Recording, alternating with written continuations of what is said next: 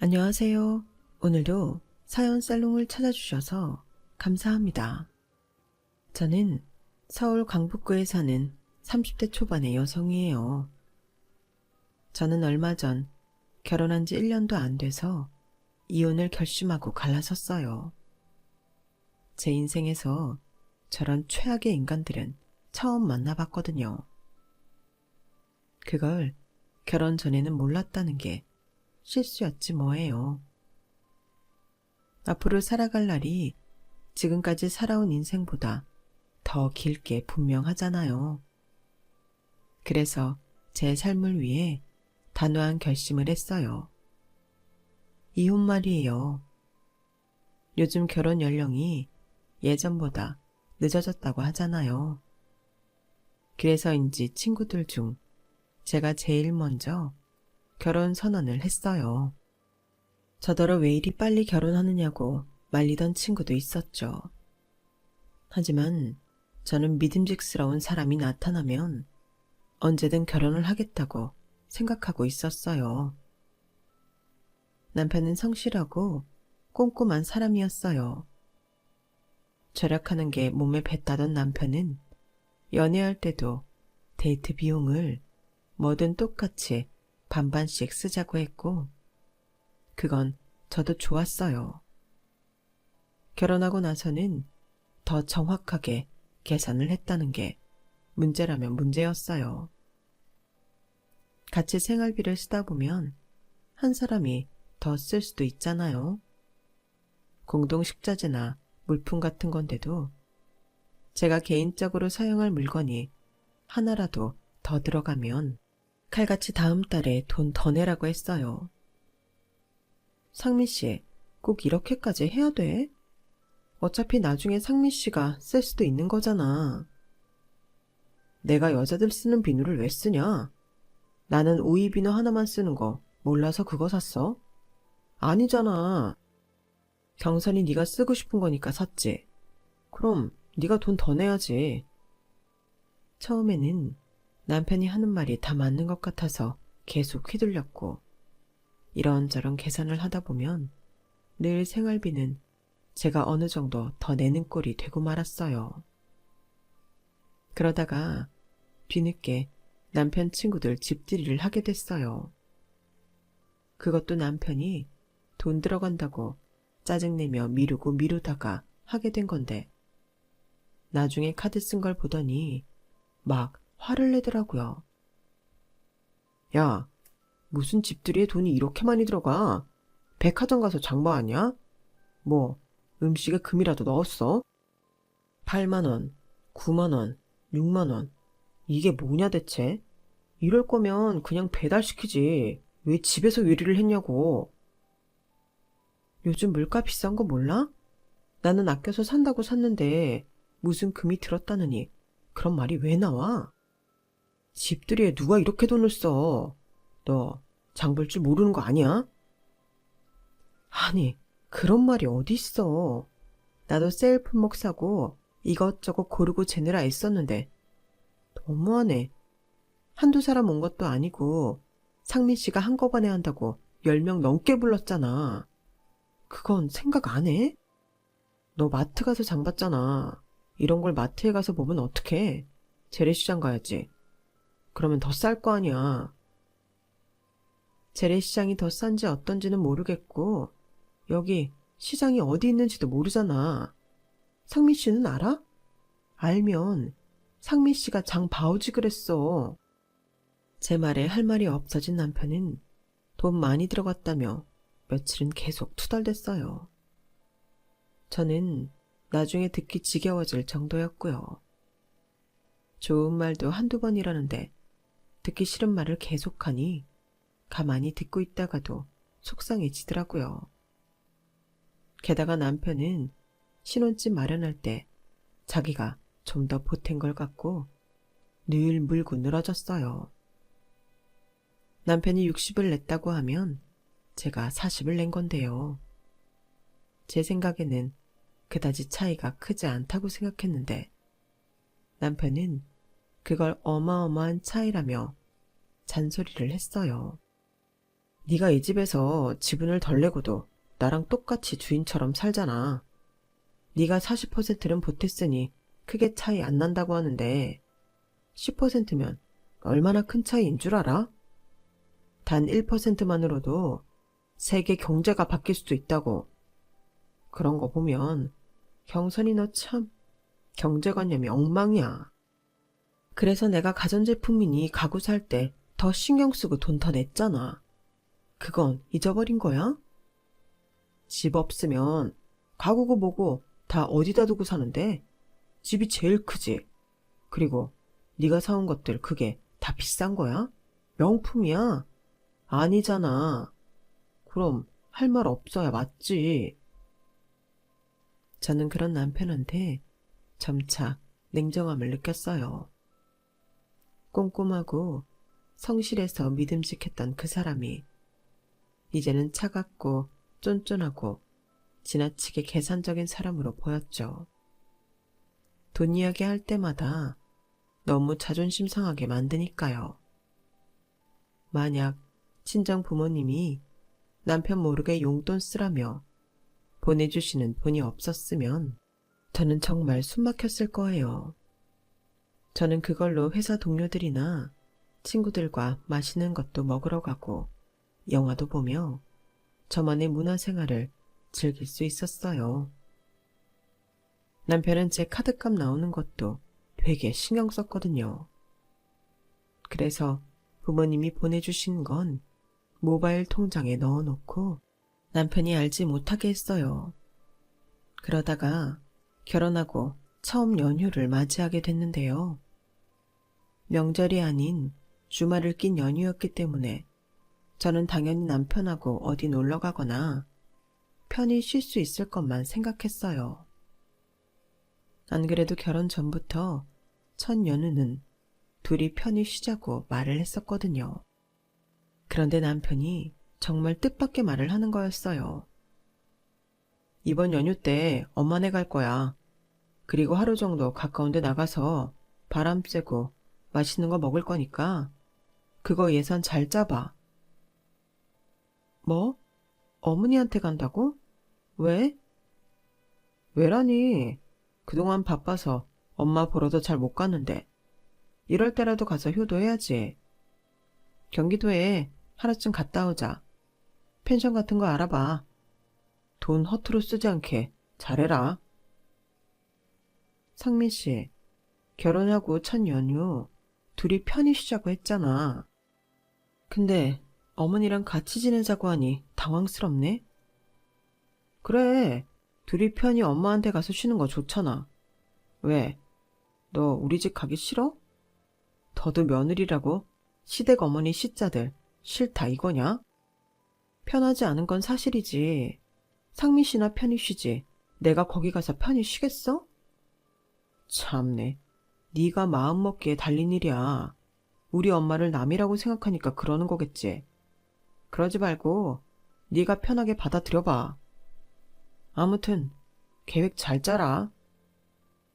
이건 뭐 명령도 이런 명령이 없었죠. 게다가 시어머니는 안 먹는 것도 많고 까다로운 분이셔서 어떤 휴가가 될지 너무 훤히 보이더라고요. 저는 다시 한번 남편한테 이야기해 보았어요. 나는 첫 연휴 둘이 편히 쉬자고 할 때 말 그대로 정말 상민 씨랑 나 둘이서만 오붓하게 쉬는 걸로 알았어. 내 입장에서는 어머니 계신 데에서 편히 쉴 수 없지. 이건 남이다 아니다 그런 게 아니라 결혼하고 얼마 안 돼서 시어머니랑 있을 때 편한 게 더 이상하지 않아? 나도 정말 편하게 쉬고 싶어. 근데 결혼하고 첫 연휴를 우리끼리만 보낸다고 해봐. 혼자 계신 엄마가 얼마나 섭섭하시겠어. 그래, 그럼 기분이다. 연휴 동안 쓰는 돈은 다 내가 낼 테니까 너는 그냥 따라만 와. 그럼 됐지? 이게 돈 문제가 아닌데 남편이 내 뜻을 몰라주고 엉뚱한 소리만 하더군요. 더 이상 말도 통하지 않아 답답함을 아는 채 시어머니한테 전화해서 어디 가고 싶은 데가 있는지 물어봤어요. 예, 근데 그거 꼭 경기도로 가야 되는 거니? 요새 해외여행도 다시 갈 수 있다는데 동남아라도 가자. 내 친구들도 요즘 다 베트남 가고 그러던데 우리도 가자. 꼭 아이처럼 조르는 시어머니의 말에 저는 당황했어요. 연휴까지 시간이 얼마 남지도 않았는데 해외여행이라뇨.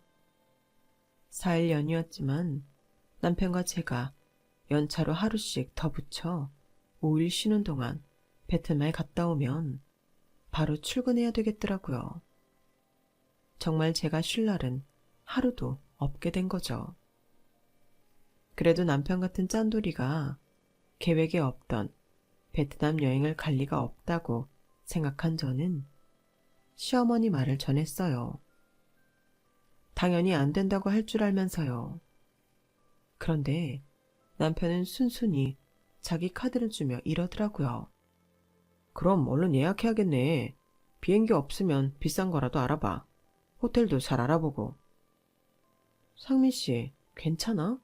이렇게 따로따로 예약하면 돈 더 많이 들 수도 있어. 그리고 해외여행이야. 알고 있어. 누가 뭐래? 그러니까 빨리 예약하라고. 참, 엄마 잠자리 불편하면 잘 못 주무시니까 돈 아낀다고 허접한데 예약하지 마.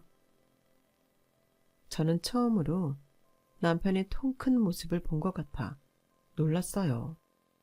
어쩌면 제가 생활비나 혼수 문제만 갖고 그동안 남편을 오해했나 보다 라고 쓸 때는 쓸 줄 아는 사람이라고 생각했죠. 하지만 여행 기간 내내 저는 마음이 상해 있었어요. 남편은 모든 게 자기 엄마 위주였거든요. 남편은 시어머니 가고 싶은 데만 검색해와서 첫날부터 돌아다니는데 저는 완전 짐꾼이었어요.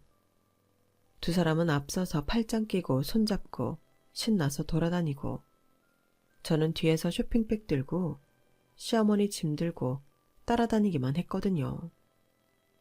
제가 가고 싶었던 데는 가보지도 못했고 음식도 시어머니 먹고 싶은 거 위주로 시켰기 때문에 저는 정말 하나도 즐겁지 않았어요. 식당에서 제가 먹고 싶은 걸 주문하려고 하면 시어머니가 자기는 그런 거 못 먹는다며 인상부터 찌푸리곤 했어요. 각자 자기가 먹고 싶은 걸 시키면 되는데 시어머니는 제가 주문한 음식에 손도 대지 않으면서도 자기가 마음에 들지 않는 건 테이블에 놓지도 못하게 한 거죠. 그러니 제가 기분 좋을 리가 없잖아요. 시어머니는 그런 저를 보고 핀잔을 했어요. 예, 너는 왜 그렇게 우거지상이니?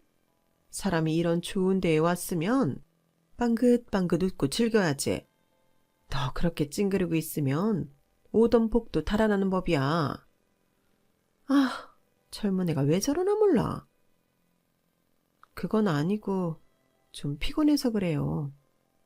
젊은 애가 뭘 했다고 피곤해. 몸까지 약한 거야? 그렇게는 안 봤는데. 그래서 우리 상민이 뒷바라지 잘 하겠니? 매일 운동도 하고 체력 좀 키워. 그런 건 알아서 해야지. 무슨 말을 해도 저한테 돌아오는 말은 부정적인 거라 저는 더 이상 아무 말도 하지 않았어요. 남편은 제 생각은 눈꼽만큼도 하지 않고 자기 엄마 사줄 선물만 고르느라 정신이 없더라고요. 면세점에 가서도 자기 갖고 싶은 거랑 시어머니 있을 것만 고르는데 저는 진짜 이 집에서 뭔가 싶더군요. 자기 손님 집들이 할 때도 돈 많이 썼다고 저한테 막 퍼붓던 사람이 많나 싶을 정도로 돈을 잘 쓰는데 꼭 다른 사람을 보는 것 같았어요. 저는 아버지가 일찍 돌아가신 남편이 엄마한테 효도하고 싶어 저러는가 보다 하며 이해해보려고 애를 썼어요. 하지만 제 생각은 완전히 틀렸더라고요. 몇 달 후 명절 연휴를 앞두고 저는 그동안 안 쓴 연차를 붙여서 꽤 긴 휴가를 만들어 친정 부모님과 함께 며칠간 여행을 갈 계획을 세웠어요. 시댁에 갔다가 여행을 충분히 갈 수 있는 시간이라 저는 일본 비행기 티켓하고 호텔을 예약했죠. 결혼하고 나서 남편이 시어머니만 챙겼기 때문에 친정 부모님은 항상 뒷전이었기에 명절 때만큼은 꼭 친정 부모님을 잘 챙겨드리고 싶었어요. 결혼하고 첫 연휴에 시어머니와 동남아 여행을 가느라 친정에 가보지도 못했던 것도 마음이 쓰였고요. 그런데 남편은 시어머니와 여행을 갈 때와는 완전 다른 반응을 보이더라고요. 무슨 일본이야? 그럼 우리 엄마는 시댁에 갈 시간 되니까 그건 걱정하지 마. 근데 상민 씨 같이 갈 거야? 그 돈은 다 경선이 네가 내는 거야? 그런다고 했잖아. 그러니까 상민 씨 갈 건지만 말해. 남편은 아무 말도 안 하고 가만히 있더라고요. 그래서 저는 생각하느라 저러나 보다 싶었어요. 한편으로는 섭섭하기도 했고요. 저는 시어머니 모시고 동남아 여행 가는 걸 당연히 여기면서 남편은 친정 부모님과 여행 가는 걸 꺼려 했으니까요. 그런데 다음날 퇴근하고 온 남편이 이런 말을 하는 거였어요. 그때 일본 여행 못 가. 엄마가 우리랑 가려고 부산에 숙소 예약해놨대. 그러니까 그건 취소해. 뭐? 싫어. 나도 이 여행 가려고 준비 많이 했다고. 엄마 아빠도 기대하고 계신데 그걸 시어머니 때문에 못 간다고 하라고? 난 그렇게 못해. 저번에 어머니랑 같이 베트남 갔다 왔잖아. 그러니까 이번에는 우리 부모님하고 일본 갈래. 그러게. 왜 엄마한테 물어보지도 않고 일을 저질러? 네가 엄마랑 한 번이라도 얘기를 했으면 이런 일은 없잖아. 엄마 지금 펜션 예약한 거 돈만 물어주냐고 어떡하냐며 막 속상해 하신다고. 그러니까 빨리 취소해. 아니, 상민 씨는 어머니 기분만 생각해? 나랑 우리 엄마 아빠는. 네가 지금 시어머니랑 맘먹냐? 아무튼 빨리 취소하라니까. 남편이 막무가내로 우기고드니 어떻게 하지를 못하겠더라고요. 저는 어쩔 수 없이 여행을 취소했고 부모님한테 죄송하다고 했어요. 그래, 사돈이 벌써 숙소까지 예약했다니 너랑 김서방하고 같이 시간 보내고 싶어서 기대 많이 하셨나 보다. 엄마가 아빠한테 잘 얘기할게. 재밌게 놀다 와. 엄마가 이해한다며 잘 다녀오라고 하셨지만 목소리에 아쉬움이 묻어나는 게 느껴지더라고요. 저는 그런 엄마 아빠한테 너무 죄송했어요. 엄마는 재미있게 놀다 오라고 했지만 지난번 여행을 생각하면 그럴 일은 없을 것 같아 한숨만 나오기도 했고요. 그런데 저는 남편이 부산까지 비행기 타고 간다는 말에 놀랐어요. 게다가 비즈니스석을 샀더라고요. 아니, 부산 가는데 비즈니스석이야? 시간도 얼마 안 되는데 뭐하러 이런 데 돈을 썼어? 엄마 나이 되면 짧은 시간도 하늘에 떠서 앉아 계신 게 힘드신 법이야. 지난번 베트남 갈 때 네가 이코노미석 끊어서 많이 불편하셨대. 그래서 내가 신경 쓴 거야. 너한테 맡기면 또 일 제대로 못할까 봐. 그리고 네 돈 쓴 것도 아닌데 뭘 그래? 별것도 아닌 일에 제가 일을 못했네 어쨌네 하는 것도 기분 나쁜데 네 돈도 아닌데 뭘 그러냐며 핀잔하는데 저는 점점 이건 아니라는 생각이 들었어요. 시어머니랑 남편은 둘이 나란히 앉아서 아주 신이 났더라고요. 아우 편하다. 이렇게 좋은 걸 그 긴 시간 해외 갈 때는 불편하게 갔으니 후원. 상민아, 우리 다음에도 비즈니스석으로 해외 갈 거지? 물론이지 엄마. 우리가 맨날 여행 가는 것도 아니고 1년에 한두 번이 고작일 텐데 그 정도는 충분히 할 수 있어. 바로 전날 저한테 고기 비싸게 샀다고 짜증내던 남편이 시어머니한테는 해외여행을 비즈니스석으로 다니자고 하니 저는 이제 짜증도 안 나고 헛웃음만 나더라고요. 그리고 제 예상대로 저는 또 소외됐고 남편과 시어머니만 신이 나서 돌아다녔어요. 제가 가고 싶은 데는 가지도 못하고요. 두 사람을 멀찌감치 따라가는데도 저는 신경 쓰지 않는 남편의 모습에 저는 화가 나기 시작했어요. 시어머니는 제가 하루 종일 말도 안 하고 웃지도 않자 저한테 뭐라고 하더군요. 너는 어떻게 웃는 얼굴 한 번을 못 보냐? 놀러와서까지 그렇게 찡그리고 있는 이유가 뭐야?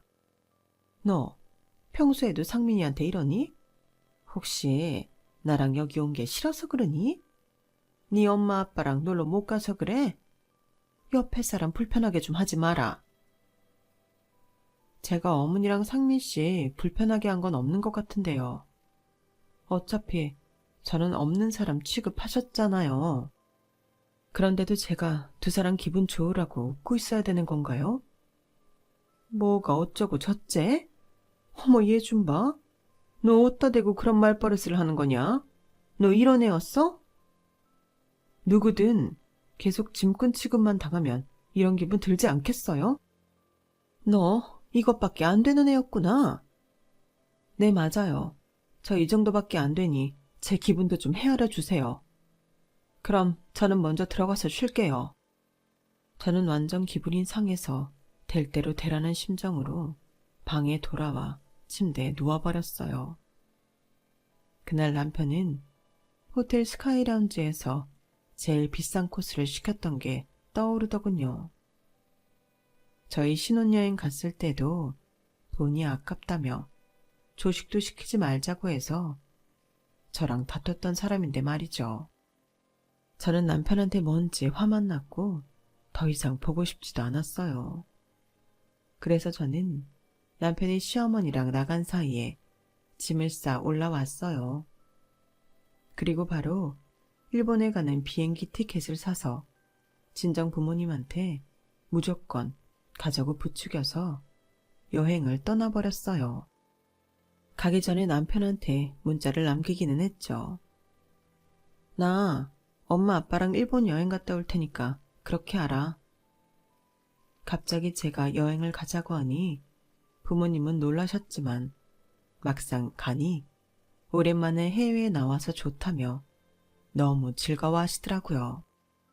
저도 오랜만에 숨통이 트이는 것 같아 좋았고요. 제가 먹고 싶은 것도 실컷 먹고 가고 싶은 데도 가고 엄마 아빠 하고 싶으셨던 온천도 하면서 정말 즐겁게 보냈어요. 집에 돌아오니 남편은 아주 불쾌한 표정으로 저를 노려보더군요. 넌 무슨 애가 말도 없이 와서는 자기 부모랑 여행을 가냐? 이래도 되는 거야? 한 집안의 며느리가 됐으면 시어머니 뜻을 따라야지. 기어이 일본을 가? 돈은 얼마나 썼어? 그러는 상민 씨는 한 집안 사위가 돼가지고 자기 엄마만 신경 써? 저번에도 어머니랑 베트남 갔으면 이번에는 처가랑 놀러 갈 생각도 해야지. 어떻게 자기 엄마만 생각해? 그리고 돈? 내 돈 쓴 거 왜 간섭이야? 상민 씨도 놀러 가서 쓰는 돈 나한테 얘기 안 했잖아. 비즈니스서 끊는다고 나한테 말했냐고. 남편은 제 말에 입을 다물었지만 저를 험악하게 노려봤어요. 저희 사이는 그때부터 급격하게 갈라지기 시작했죠. 그러다가 친정엄마 생일이 돌아오게 됐는데 남편은 돈 없다며 시장에서 파는 짝퉁 크로스백을 던져주더라고요. 거기까지는 참을만 했는데 그날 시어머니한테 명품 구두를 사줬다는 걸 알게 됐어요. 시어머니가 저한테 전화로 자랑했거든요. 우리 상민이 안목이 이렇게 높다. 너 남편 보고 잘 배워. 너는 따라가려면 멀었어.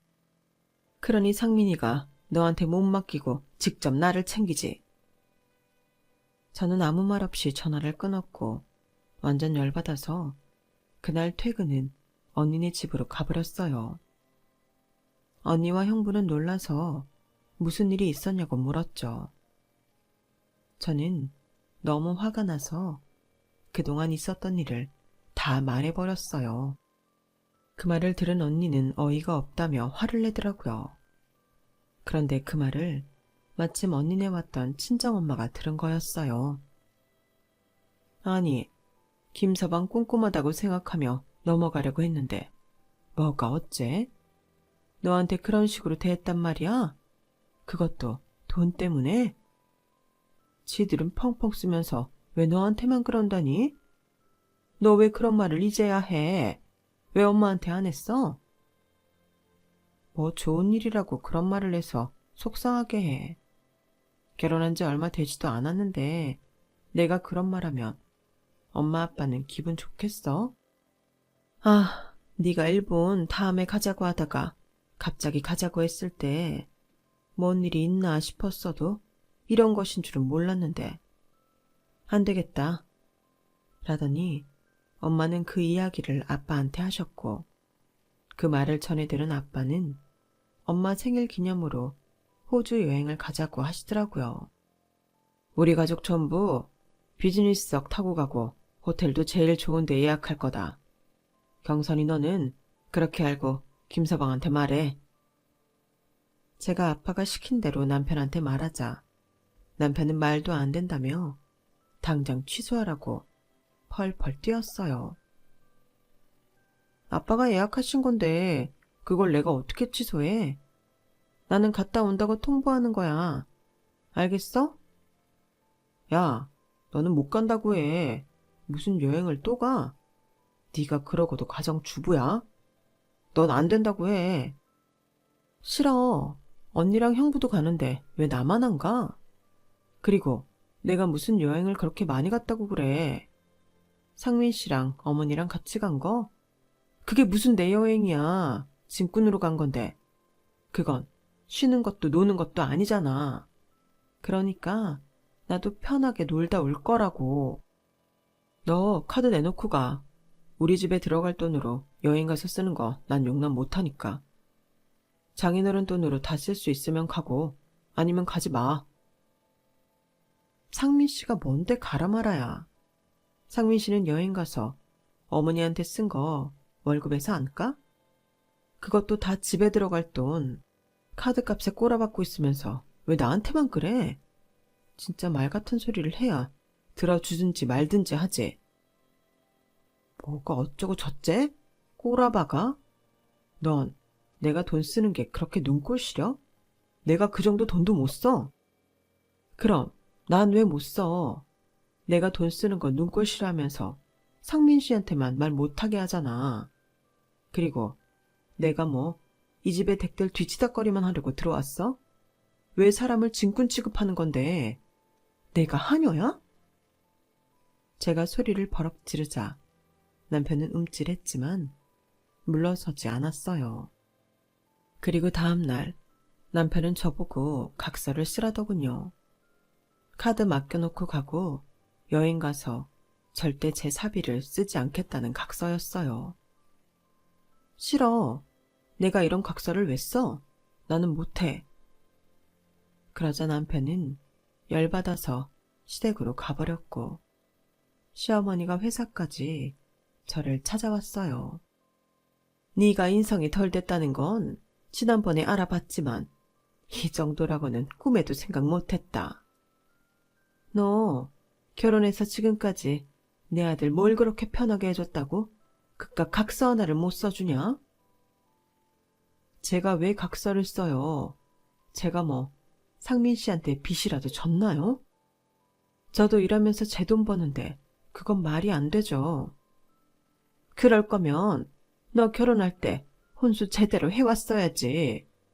집값도 40%밖에 안 보태고 집에 들인 물건들도 다 그저 그런 거면서 우리 상민이랑 똑같은 대우받고 살려고 하면 되니?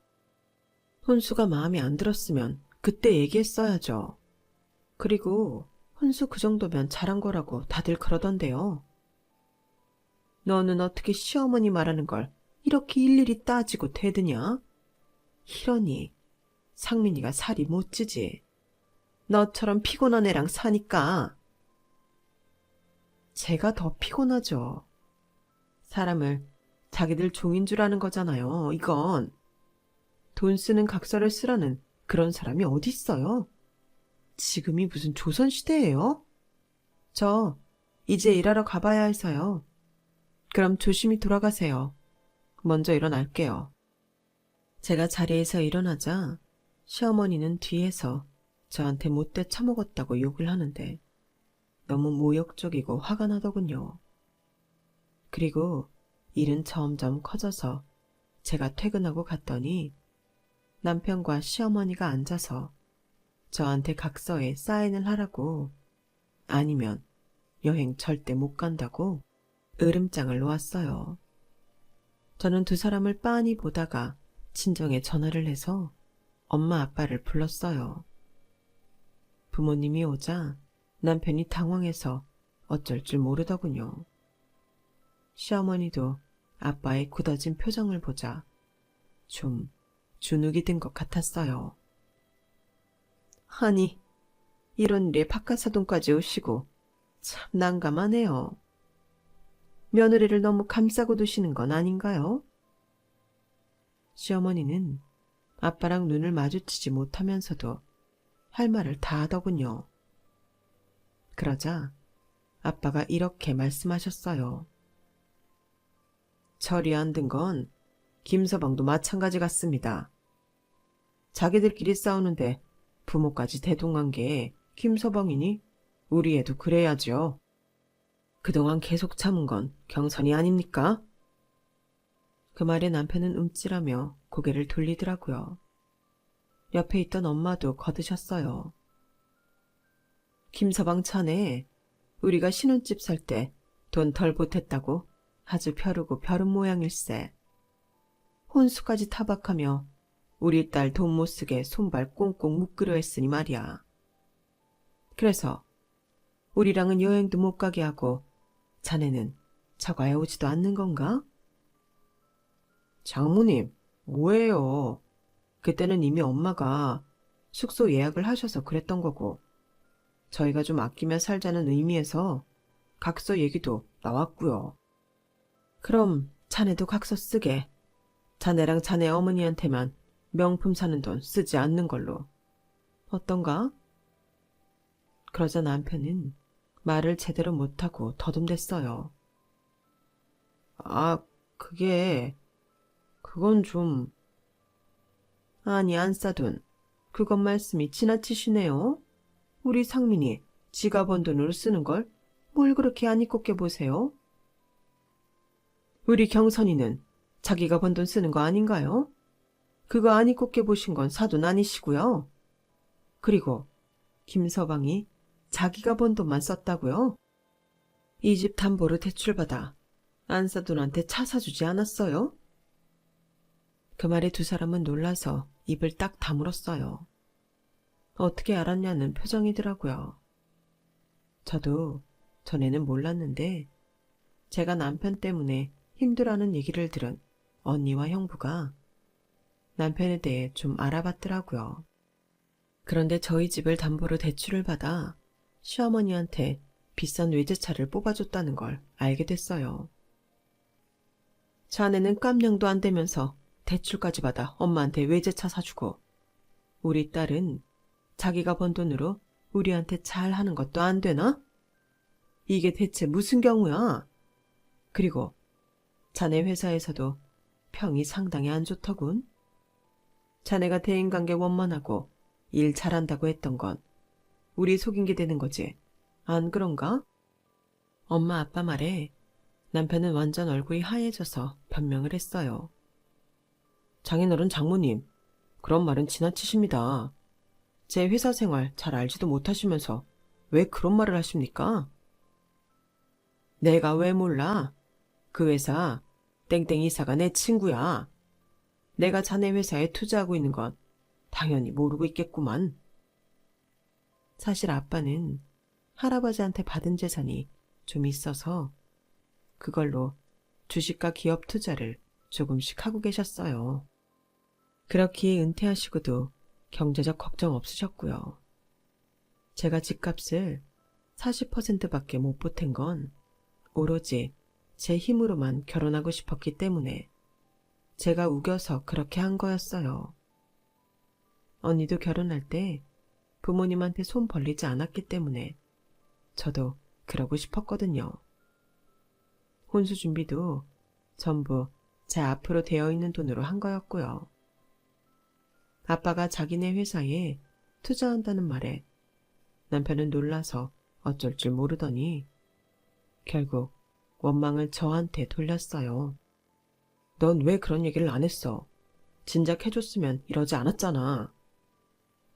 아, 그래? 우리 아빠가 생각보다 더 부자였으면 나한테 돈 가지고 짜게 굴지 않았다. 그 소리지? 예세아가 이건 100번 1000번 네 잘못이다. 그래놓고 상민이한테 뭐라고 할 건 아니지. 그 말에 엄마가 열이 받아 이렇게 말씀하셨어요. 아니, 지금 우리 경선이가 뭘 잘못했다는 겁니까? 사람이 돈이 더 있으면 대우가 달라지는 거예요? 그게 사돈이 말씀하시는 가족입니까? 참 실망입니다. 김서방, 자네도 마찬가지야. 내 딸이 고른 사람이니 믿었던 건데 참 사람 경박하구만. 그 말에 두 사람은 더 이상 아무 말하지 못했어요. 아빠는 자리에서 일어나시며 이렇게 말씀하셨어요. 두 사람 거치는 저희 여행 갔다 와서 바로 정리하도록 하죠. 그렇게 알고 계십시오. 그러자 남편은 저희 아빠 가랑이를 붙잡고 무릎을 꿇었어요. 장인어른, 저도 같이 여행 가게 해주십시오. 그리고 거치라뇨. 갑자기 무슨 말씀이세요? 저희 앞으로 잘 살겠습니다. 지켜봐 주세요. 저는 그런 남편의 손을 아빠한테서 떼어내며 말했어요. 상민 씨, 돈 쓰는 거 싫어하잖아. 그런데 호주 갈 돈 있어? 그리고 나 몰래 어머니 차 사준 거 대출금도 갚아야 되잖아. 근데 무슨 돈으로 호주를 간다고 그래? 이제 와서 이러지 마. 진짜 너무너무 속보이고 없어 보여. 아니야, 경선아. 그동안 내가 너무 속 좁게 군 것 같아. 미안해. 그러니까 같이 가자. 제가 장인 장모님 모실게요. 네? 장인어른. 나는 자네 성실하고 꼼꼼하다는 경선이 말에 결혼 허락했어. 그런데 감히 내 딸을 진꾼 취급하고 그깟 실혼집 돈 덜 보탰다고 사람 자존심을 이렇게까지 짓밟아? 나는 그런 놈 사위로 취급 안 하네. 그러자 이번에는 시어머니도 허리를 깊게 숙이며 잘못했다고 하더군요. 사돈, 정말 죄송했습니다. 우리 상민이 예쁘게 봐주세요. 저희가 정말 잘못했어요. 아니, 제가 잘못했어요. 앞으로 세아가 제 딸처럼 생각하고 아끼겠습니다. 엄마는 그 말에 코웃음을 치며 말씀하셨어요. 퍽이나 그러시겠습니다. 회사까지 찾아가서 깽판 치고 못돼 처먹었다 욕하신 분이 우리 경선이를 딸처럼 대해주신다고요? 이 결혼 우리 여행 갔다 오면 정리될 겁니다. 그렇게 아세요? 그렇게 저희 부모님과 저는 매달리는 남편과 시어머니를 두고 집을 나왔고 남편은 저한테 계속 잘못했다며 문자를 보냈어요. 저는 그 문자들을 전부 다 씹어버렸죠. 그동안 쌓였던 게 다 풀리는 순간이었어요. 저는 벌써부터 이혼을 생각하고 있었고 엄마 아빠도 그냥 이혼하는 게 낫겠다고 했었기에 저는 남편한테 조금의 미련도 남지 않았었거든요. 이런 사람하고는 평생 살 수 없을 것 같았고 아이가 없을 때 정리하는 게 복잡하지 않고 훨씬 좋다는 게 저나 부모님 생각이었어요. 다음날 아침에 제가 친정에서 출근하려는데 집 근처에서 남편이 기다리고 있다가 저를 붙잡더라고요. 경선아, 다시 한번 생각해봐. 나는 이혼은 꿈도 꾼 적 없어. 이혼만은 안 돼. 내가 앞으로 잘할게. 그 이혼 안 된다는 거 아빠 돈 때문이지? 그리고 아빠가 상민 씨 회사 이사님 친구이고 투자자니까? 내가 너란 놈 속을 모르겠어? 그동안 봐온 게 있는데. 상민 씨는 나한테 가족이 돼주기를 바란 게 아니라 몸종 하나 구하려고 한 거잖아. 나도 결혼 전에는 몰랐는데 결혼하고 나서 아주 절절하게 깨달았어. 그런 내가 뭐가 좋다고 상민 씨랑 계속 살겠어? 나 내 인생 소중해. 더는 힘들게 안 살 거야. 나를 위해서 더 좋은 인생 살 거라고.